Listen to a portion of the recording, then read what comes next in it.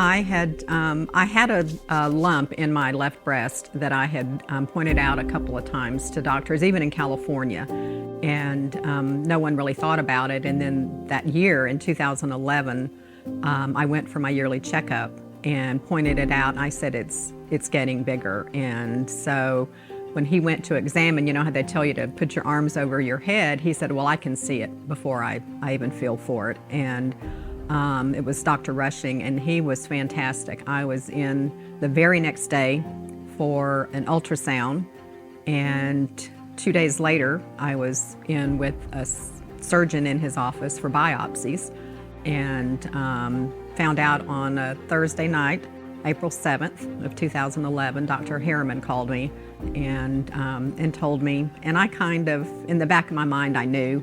And so she just took us all in the room, sat us all down and said, hey, this is what's going to happen. I've been diagnosed, and it's going to be a tough battle, but I'm here and we're going to do it. And nothing's held her back. I mean, she just took charge, and she did it on her own, really. So it was a fast train leaving the station. We scheduled surgery, and my surgery was less than a month after I was diagnosed, my first mastectomy. But it was comical at the time because that was the year the tornadoes hit, and we got power back on Monday, and my first mastectomy was on Tuesday morning.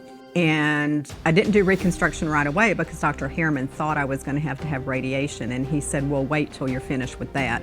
So when I saw Dr. McGee, he said, if you don't want to do the chemo, he said, I understand, and he said, I'll just have to live with it. He said, but this is what I recommend. And he recommended 4 treatments, and so I said, sure, I'll do them. So I always had a say in my treatment and what I was going to go through. I finished all my treatments. Dr. McGee took me off my maintenance drugs. I was doing fine. In September of 2019, a friend of mine, she and I went to Tucson, Arizona, visited some of the wineries. Our last morning there, we were going to go and hike to Montezuma's Well. And so when we got up to Montezuma's Well, and I walked up 5 steps and doubled over, I couldn't breathe. My chest was full of fluid. It was compressing my lung and pushing it to my heart. And they admitted me to the hospital and took 3 liters of fluid out of my chest and tested the fluid, and there were cancer cells in it. When I walk in the doors out there, you can look in people's faces and you can see who's fighting, and you can look and see who's given up. And I think a positive frame of mind and a positive outlook goes a long way. I mean, it's just so, because you can get yourself in a hole so deep that you can't get yourself out of.